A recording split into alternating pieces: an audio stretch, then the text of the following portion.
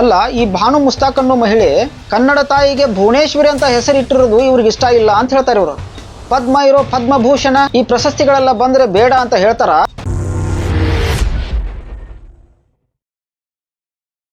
ಈ ಕಾಂಗ್ರೆಸ್ಸಿಗರು ಈ ಮೊದಲು ದಸರಾ ಉತ್ಸವ KS ನಿಸಾರ್ ಅಹಮದ್ ರವರನ್ನ ಆಹ್ವಾನಿಸಿದ್ರು ಅಂತ ಹೇಳ್ತಾರ. ಸ್ವಾಮಿ, ಈ ಸಮಾಜ KS ನಿಸಾರ್ ಅಹಮದ್ ರವರನ್ನ ಮಾತ್ರ ಅಲ್ಲ, ಸಂತ ಶಿಶುನಾಳ ಶರೀಫರ ತತ್ವ ಪದಗಳನ್ನ ದೇವಸ್ಥಾನಗಳಲ್ಲಿ ಆಚರಣೆಗಳಲ್ಲಿ ಎಲ್ಲ ಕಡೆನೂ ಅವರ ಹಾಡುಗಳನ್ನು ಹಾಡ್ತಾರೆ ಮತ್ತು ಆ ಹಾಡುಗಳನ್ನು ಲೌಡ್ ಸ್ಪೀಕರ್ ಮೂಲಕ ಹಚ್ತಾರೆ.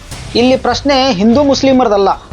ಇಲ್ಲಿ ಪ್ರಶ್ನೆ ಇರೋದು ನೀವು ಯಾವ ವ್ಯಕ್ತಿನ ಸೆಲೆಕ್ಟ್ ಮಾಡಿದಿರಿ ಅಂತ.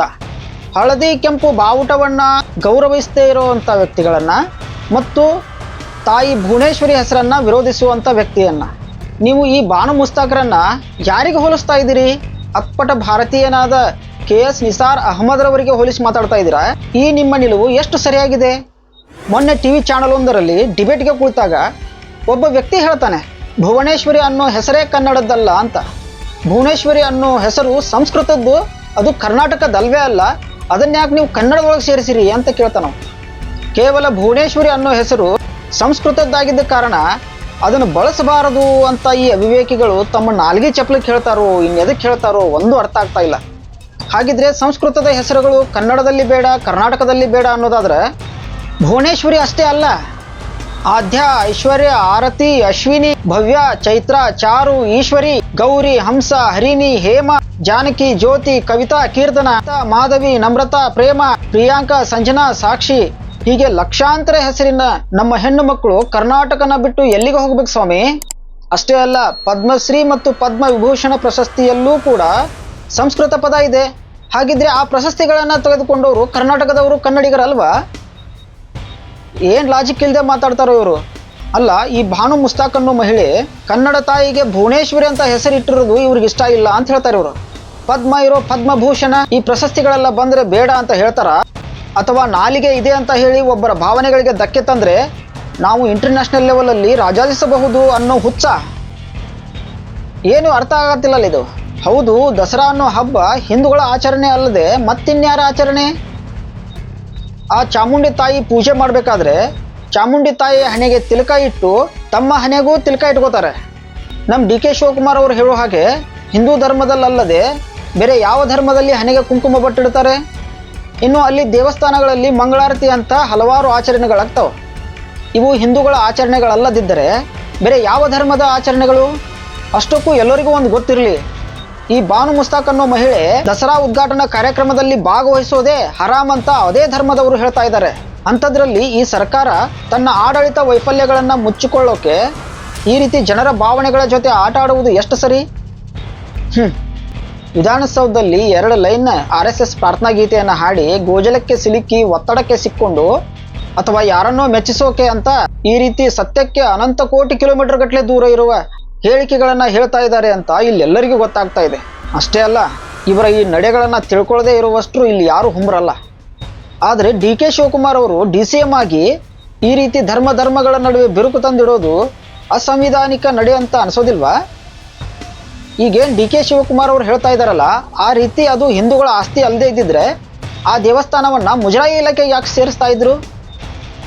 ಬೇರೆ ಯಾವುದಾದರೂ ಧರ್ಮದ ದೇವಾಲಯಗಳನ್ನು ಅಥವಾ ಪ್ರಾರ್ಥನಾ ಮಂದಿರಗಳನ್ನು ಮುಜರಾಯಿಗೆ ಸೇರಿಸುವಂಥ ಕಾನೂನಿದೆಯಾ?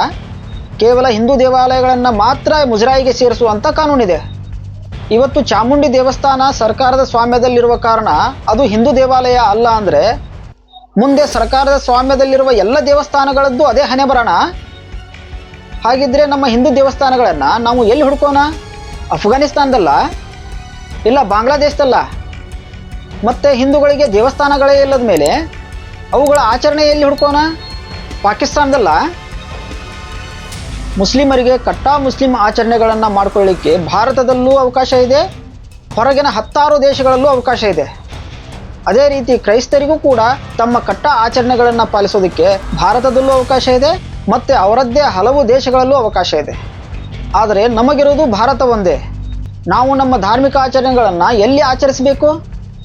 ಭಾರತದಲ್ಲಿ ಸಾವಿರಾರು ದೇವಸ್ಥಾನಗಳಲ್ಲಿ ಎಲ್ಲ ಧರ್ಮದವರಿಗೂ ಅವಕಾಶ ಇದೆ, ಹಾಗೆ ಎಲ್ಲ ಪ್ರಾಯದ ಹೆಣ್ಣು ಮಕ್ಕಳಿಗೂ ಅವಕಾಶ ಕೊಡಲಾಗಿದೆ.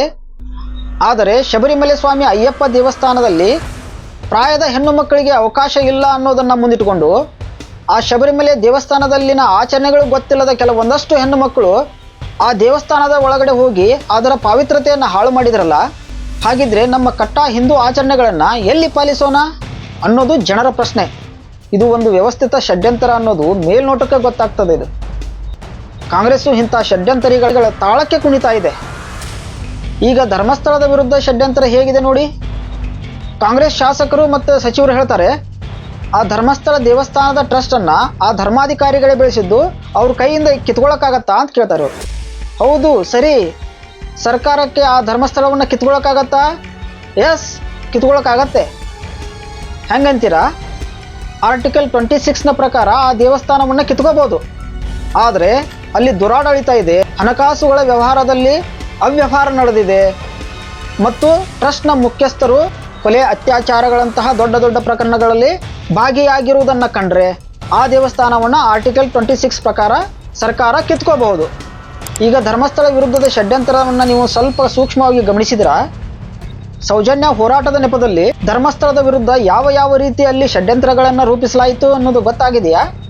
ಯಮುನಾ ಕೇಸ್ ಆಗಲಿ, ಆನೆ ಮಾವುತನ ಕೇಸ್ ಆಗಲಿ, ಈ ರೀತಿ ಹಲವಾರು ಅಸಹಜ ಸಾವುಗಳನ್ನು ತಗೊಂಡು ಹೋಗಿ ಧರ್ಮಸ್ಥಳದ ಮೇಲೆ ಹೇರಲಾಯಿತು. ಅದರ ಮುಂದುವರಿದ ಭಾಗ ಅನನ್ಯ ಭಟ್ಟನ್ನು ಇಲ್ಲದೇ ಇರುವ ಮಗಳನ್ನು ಹುಟ್ಟಿಸಿ ಸುಜಾತ ಭಟ್ರನ್ನ ಮುಂದೆ ತರಲಾಯಿತು.